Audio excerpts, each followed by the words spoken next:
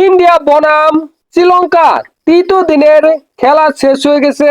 এই অবস্থায় এই ম্যাচটা কোন দল জয় লাভ করতে পারে? ইন্ডিয়া কি জয় লাভ করবে, নাকি শ্রীলঙ্কা জয় লাভ করবে, নাকি এই ম্যাচটা ড্র হয়ে যাবে? দেখেন, ইন্ডিয়া প্রথম ইনিংসে করেছে 462 রান, অন্যদিকে শ্রীলঙ্কা প্রথম ইনিংসে করেছে 284 রান। এখনো শ্রীলঙ্কা পিছিয়ে রয়েছে 168 রানে। এ অবস্থায় কালকে ব্যাটিং করতে নামবে ইন্ডিয়া।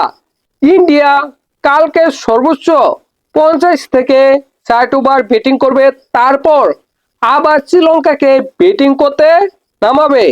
দেখেন, ইন্ডিয়া যদি কালকে 50 ওভার ব্যাটিং করে তাহলে কমপক্ষে 250 রান করে ফেলবে।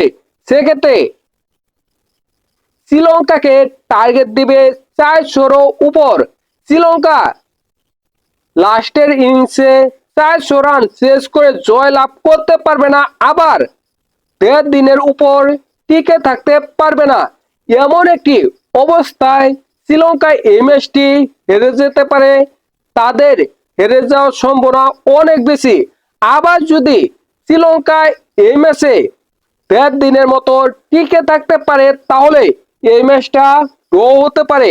এই ম্যাচে শ্রীলঙ্কা কোনোভাবে জয় লাভ করতে পারবে না, ইম্পসিবল, অসম্ভব।